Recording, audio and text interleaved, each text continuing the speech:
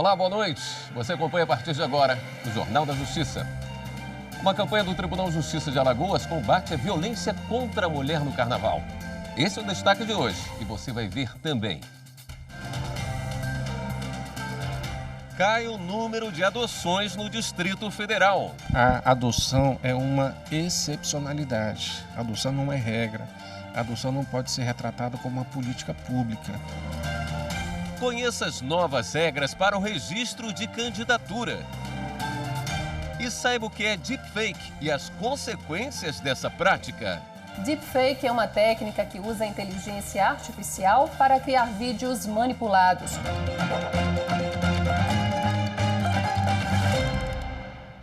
Uma campanha do Tribunal de Justiça de Alagoas combate a violência contra a mulher no Carnaval. Bares e camarotes de Maceió estão exibindo material de conscientização para evitar casos de violência nos dias de folia. A ação teve início na Barraca Lopana, na Ponta Verde. Ao todo foram adesivadas 70 mesas. Em cada adesivo, a hashtag Não Se Cale, além da mensagem de que toda violência deve ser denunciada.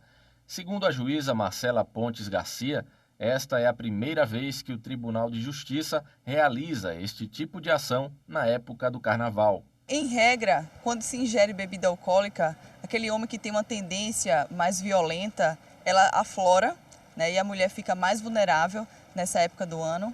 Então, mas a campanha pretende se perpetuar, né? Vai ser uma campanha permanente, é uma campanha de informação. Porque quando a gente informa, a mulher sabe onde procurar e a gente, o Poder Judiciário, a Segurança Pública, consegue protegê-la. O gerente do bar disse que por aqui também é comum ver diversos tipos de violência contra a mulher e que essa campanha vai ajudar bastante na conscientização dos clientes. A gente já viu sim, já teve que intervir algumas vezes, até olhando aqui o violentômetro, né? Quando a gente olha aqui piadas ofensivas, chantagear, algumas coisas que muitas vezes as pessoas podem até achar que não é uma violência, mas muitas vezes a gente já teve que intervir. Além do Lopana, os bares Canoa e Pedra Virada também participaram da campanha, totalizando mais de 200 mesas adesivadas. Tem muita violência contra a mulher, né? É bom que eles se orientem sobre isso, né? Principalmente nessa época de carnaval, né, Zé? Principalmente nessa época de carnaval, que eles bebem demais, passa do seu limite, né? Para a Érica Lessa, coordenadora da Sala Lilás do Tribunal de Justiça, a ideia principal é poder levar informação tanto para mulheres como para homens. Às vezes a pessoa está lá no barzinho, às vezes até sabe que está cometendo um tipo de crime, mas quando ela vai no banheiro, que vê o violentômetro estampado, que até um ciúme já é um tipo de violência, então isso desperta até para a mulher se empoderar também, para poder vir a buscar os seus direitos. Segundo Érica, a ideia é ampliar o projeto durante todo o ano, buscando maiores parcerias. A gente vai entrar em outros restaurantes também, com esses adesivos informativos, para que quanto mais mulheres e até os homens mesmo se conscientizem de que estão fazendo errado e que parem com a violência, para cessar esse ciclo de violência.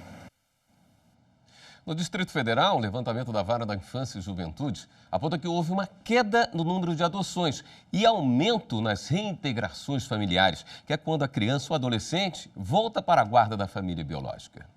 Tudo por aqui é feito para lembrar o aconchego de um lar, sem deixar de lado as brincadeiras. Nessas casinhas coloridas moram 71 crianças e adolescentes que estão sob a tutela provisória do Estado, em razão de negligência ou violência doméstica. O lar de São José fica em Ceilândia, a quase 35 quilômetros de Brasília. Todos recebem atenção integral, desde cuidados com higiene, alimentação e acompanhamento escolar, médico, jurídico e psicossocial. Sou muito bem cuidada aqui pelas cuidadoras, pelos técnicos e toda a equipe. Já tem um bom tempo que eu estou aqui, então eu gosto muito daqui pelo carinho que dão pra gente. Apesar dos cuidados com os meninos e meninas, o desafio da equipe é dar suporte às famílias para a adoção não ser necessária. E o trabalho tem dado certo. No último ano, das 46 mulheres que procuraram a Vara da Infância e Juventude do Distrito Federal para entregar os filhos para adoção, 31 desistiram depois de passar por atendimento psicossocial. O número de adoções também caiu. No ano passado, 70 crianças e adolescentes foram para uma nova família. Já em 2018, foram registradas 91 adoções. E o dado que mais chama a atenção é o de reintegração familiar. 123 meninos e meninas retornaram às famílias biológicas em 2019, número maior do que em 2018, que foram 88. A adoção é uma excepcionalidade. A adoção não é regra. A adoção não pode ser retratada como uma política pública. A adoção é um instituto sempre cogitado quando há uma comprovação dentro do processo da criança ou do adolescente que a reintegração familiar se tornou impossível. Ou seja, a família passou a representar um risco potencial à integridade, tanto física quanto psicoemocional dessa criança ou adolescente. Quando as nossas crianças chegam aqui no lar, né, o primeiro movimento é se colocar como parceiro da família. O nosso foco é esse, o nosso objetivo principal é acreditar nessa família e dizer para essa família que a gente está no mesmo time. Agora mesmo, no final de 2019, a gente fez um levantamento dos nossos desligamentos e é um orgulho para a gente enquanto instituição, né, enquanto parceiro da família, porque o maior número de desligamentos aqui do Lar de São José se deu por reintegrações familiares, né? E isso é um resultado sensacional, é um orgulho para mim e para minha equipe, porque a gente acredita nisso. Uma dessas crianças é a Ana Clara. Ela tem 12 anos, ela está aqui no acolhimento há cerca de 1 ano. Além de todos os cuidados, também está recebendo atendimento psicossocial e a família também. Nos próximos meses, ela deve ir morar com uma tia. Ana Clara, está ansiosa? Estou muito ansiosa e também a minha tia está muito ansiosa porque ela está muito preparada para me receber. Eu também estou muito feliz. Toda a sorte do mundo para ela, né? E a seguir, saiba o que é deepfake e as consequências dessa prática. Justiça é as pessoas que fazem as coisas erradas pagarem.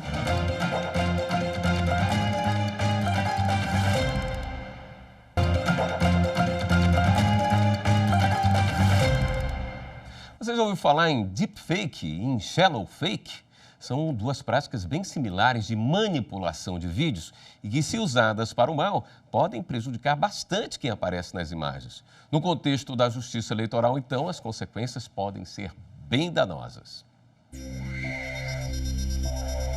Em tempos de fake news, que é a desinformação, ou seja, a divulgação de informações que não são verdadeiras, é preciso ter muito cuidado com qualquer conteúdo. Geralmente, desconfiamos mais de textos e tendemos a acreditar nos vídeos. Afinal, eles trazem movimento e som, o que os torna difíceis de serem manipulados. Certo? Errado. Com a deepfake, até os vídeos a que assistimos podem ser mentirosos. Deepfake é uma técnica que usa a inteligência artificial para criar vídeos manipulados. O conteúdo pode ser modificado ou não. O que importa é que a alteração seja bem feita, a ponto de não ser reconhecida por uma pessoa leiga. Por ser algo que parece tão real, pode prejudicar muita gente. Segundo dados da empresa holandesa DeepTrace, mais de 14.500 vídeos deepfakes estão online no mundo, quase o dobro do que foi registrado em 2018, quando havia cerca de 8.000 vídeos. Em épocas de eleições, por exemplo, políticos são vítimas frequentes desses materiais falsos. Na Argentina, cerca de 20 dias antes das eleições presidenciais, foi criada uma campanha para alertar a população sobre os riscos da deepfake. Assim que se vês algo raro, como isto, sospecha pouco. Even if they would never say those things. Neste outro vídeo, vemos a imagem do ex-presidente dos Estados Unidos, Barack Obama. Também é um aviso sobre o perigo que corremos com a desinformação. No áudio, perceba que há xingamentos ao atual presidente americano Donald Trump. President Trump is a total and complete dipshit. Logo em seguida, aparece o diretor Jordan Peele. É quando fica ainda mais claro que as imagens e o áudio foram manipulados. Isso mostra que, enquanto a verdade não é descoberta, o candidato que teve o discurso distorcido pode até perder legitimidade. May sound basic. A depender do direcionamento, você pode, por exemplo, num caso de deepfake, você pode simplesmente redirecionar discursos totalmente pacíficos para discursos de ódio que jamais foram ditos. Ele perde e muito a credibilidade, né, em termos instantâneos com o seu eleitorado, até ele recuperar e principalmente se explicar, digamos que seja na semana da eleição ou poucos dias até a eleição, isso pode gerar consequências gravíssimas. Também existe a shallow fake. É quase a mesma ideia da deep, porém, nela não é necessário o uso da inteligência artificial para manipular a imagem e o som. Bastam ferramentas básicas de edição para colocar os vídeos fora de contexto, mas sem alterar o conteúdo. Diferentemente da deepfake, a shallow é algo claramente perceptível. Mas, na prática, as duas técnicas trazem desinformação ao público e ambas podem ser prejudiciais. Esse é um ponto importante, porque nem sempre manipular vídeos é algo negativo. Nestas imagens, vemos o apresentador de um programa da China e logo em seguida a imagem do mesmo âncora, mas de uma forma digital, criada artificialmente, com o consentimento dele. Nem toda alteração de um vídeo, nem toda alteração de uma mídia simboliza crime. Você pode simplesmente alterar uma mídia, uma fotografia ou um vídeo com fins pessoais. O que não se pode fazer é desvirtuar o que a pessoa objeto da crítica falou, ou ainda desvirtuar a concatenação de fatos. O combate aqui deve se dar à má informação e não a críticas, né? O próprio direito de crítica está previsto na Constituição Federal. É preciso checar qualquer conteúdo antes de passá-lo adiante. Na dúvida, procure um especialista. Devido à qualidade da falsificação, né, ser uma falsificação de boa qualidade nos dias atuais, é muito complexo, né, definir se é verdadeiro ou não esse vídeo, seja a pessoa especializada ou não. Então, provavelmente, uma pessoa que não tem treinamento não vai ter uma facilidade grande de identificar que aquele vídeo é falso. E caso você identifique o problema, denuncie a polícia para que o responsável pelos crimes seja punido. Vai depender do intuito do agente. Era eleitoral? Não era eleitoral? E aí, sucessivamente, você tem um rol não só de crimes, como também de responsabilidade na área civil, né, indenizações, obrigações de retirar da internet. Aí é um grande dilema, como é que a gente vai retirar de todo o corpo, né, da internet, aplicativos multimídia como o WhatsApp. Já estão valendo as novas regras que detalham medidas para evitar condutas ilícitas no momento do registro de candidaturas. Entre elas, a que obriga que cada partido tenha no mínimo 30% de candidatos de cada gênero. A resolução trata da escolha e do registro de candidatura para as eleições municipais deste ano. Uma das mudanças está na forma de citação e intimação aplicáveis ao registro de candidatura. A partir de agora, todos os pedidos serão julgados no prazo de 3 dias após a conclusão dos autos ao juiz eleitoral. Os números de telefone e de envio para mensagens instantâneas, assim como o endereço eletrônico do candidato, devem estar atualizados para que as notificações sejam entregues. Outra novidade é em caso de impugnação de registro de candidatura. Enquanto o processo estiver sob júdice, serão mantidos os direitos do candidato de fazer campanha. A partir do pedido de recurso, ele continua com todos os atos de campanha da forma que deveria ser desde o início, para que ele não seja prejudicado com impedimento perdendo 2, 3 dias, 5 dias, como aconteceu em 2018. A resolução também prevê formas de prevenir fraudes relacionadas à cota de gênero. Cada partido deverá ter o mínimo de 30% para candidaturas de cada gênero. Teve recentemente candidaturas laranjas. Isso demonstra a dificuldade que às vezes os partidos têm ou que os partidos não querem fazer a inclusão delas. Então, a partir do momento que a Justiça Eleitoral ela traz mecanismos que fomentem essa participação, é extremamente benéfico para o cenário político eleitoral. E a seguir, as tradições do Quilombo Mesquita. E agora, no intervalo do jornal, você vai ver mais um episódio da série Aqui Tem Justiça, que conta a história de uma parceria do Judiciário com a Universidade Federal de Alfenas para ressocializar detentos do sistema prisional. Não ser falso, não ser injusto com ninguém.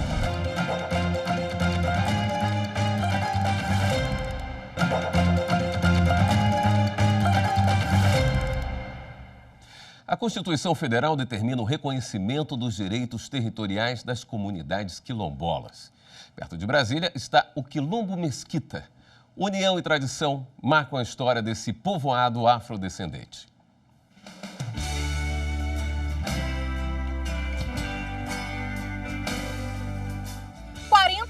Quilômetros de estrada ligam Brasília ao povoado Mesquita.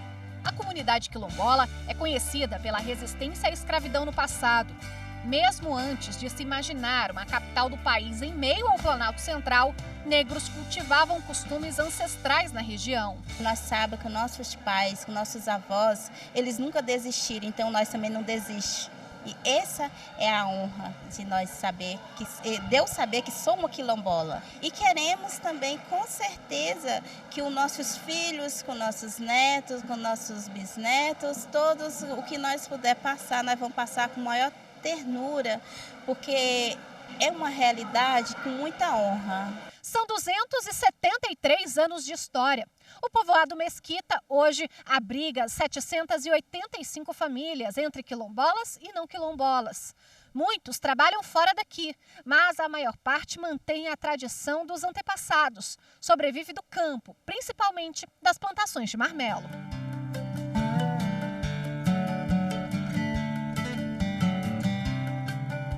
A produção da fruta é feita em 9 de cada 10 propriedades, segundo a associação comunitária. Dela é retirada a polpa que vai direto para os tachos no fogão a lenha.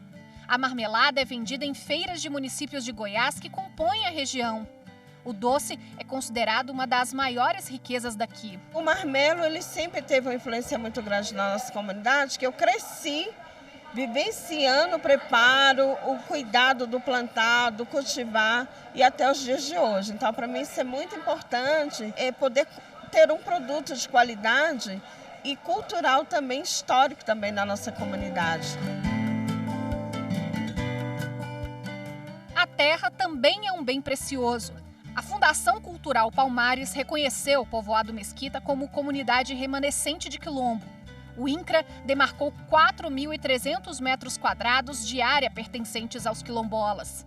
Mas, por causa da acelerada valorização da região, não quilombolas buscaram na justiça o direito de uma parcela do território.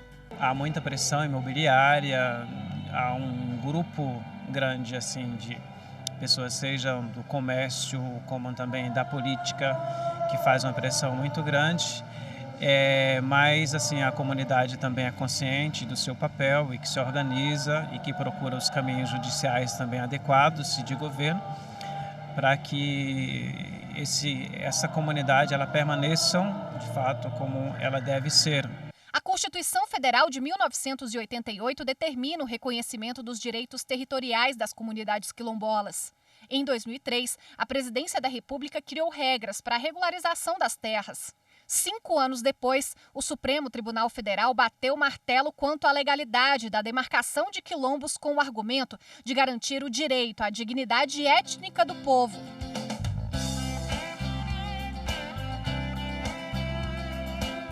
Para celebrar a temporada da colheita do marmelo, entre janeiro e fevereiro, o povoado Mesquita faz uma festa. Moradores se reúnem para comemorar mais um ano de bons frutos. Entre as festividades tem a Corrida da Marmelada. Atletas percorrem 6 quilômetros da região para conhecer e valorizar ainda mais a história do quilombo. Para nós resgatar isso aqui e tentar fortalecer a cultura daqui também, para não deixar fugir. Porque a exploração imobiliária é tão grande que se a gente não tiver cuidado, ela engole a gente. Não pode deixar morrer isso aí. Eu acho que a gente tem que dar valor por isso aí.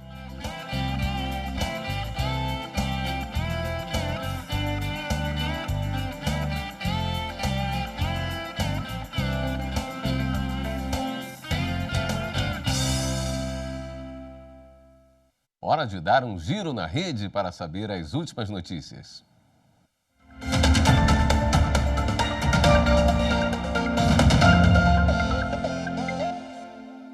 Vamos até a redação do Jornal da Justiça falar com a repórter Viviane Novaes, que tem as últimas informações. Viviane, boa noite. Boa noite, William. Boa noite para todo mundo.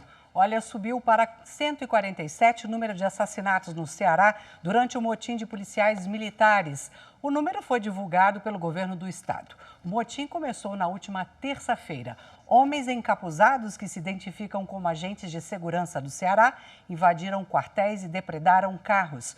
Os policiais militares reivindicam aumento de salário acima da proposta do governo. A Força Nacional e o Exército continuam em Fortaleza. O senador Cid Gomes, que levou 2 tiros ao tentar entrar num batalhão em Sobral com uma retroescavadeira, está em reabilitação em casa. Bem, e o sargento da FAB, Manuel Rodrigues, foi condenado a 6 anos de prisão na Espanha. Ele fazia parte da equipe de militares que acompanhava a comitiva do presidente Jair Bolsonaro na reunião do G20 no Japão em junho do ano passado. E foi preso pela Guarda Civil da Espanha com 37 quilos de cocaína na bagagem. Além da prisão, a Justiça Espanhola condenou o sargento a pagar uma multa equivalente a 9,5 milhões de reais. Agora imagine que você esteja em uma viagem internacional. Um passageiro morre durante o voo e o avião tem que fazer um pouso no meio do trajeto. Aí você fica um tempão dentro da aeronave, sem refeição extra, e quando chega ao destino, descobre que a bagagem sumiu. Foi o que aconteceu com 2 passageiros de um voo de Brasília para Paris. Eles entraram na justiça pedindo danos morais e materiais contra a companhia aérea. Mas o Tribunal de Justiça do Distrito Federal entendeu que houve apenas dano moral pelo extravio da bagagem. Segundo o tribunal, a escala no aeroporto mais próximo é compulsória neste caso e a autoridade do comandante é transferida para aqueles que estão no aeroporto. A empresa aérea só tem obrigação de oferecer suporte material se o atraso for superior a 4 horas. Bem, para fechar o giro, vale lembrar que hoje é o dia da conquista do voto feminino no Brasil. Bem, as reportagens do Jornal da Justiça estão lá no YouTube. É só você digitar TV Justiça Oficial. William? Obrigado, Viviane. E o Jornal da Justiça termina aqui. Mas não se esqueça, mande seu recado ou sugestão de reportagem para o nosso WhatsApp, 619-9260-6116. Uma ótima noite para você. Até amanhã.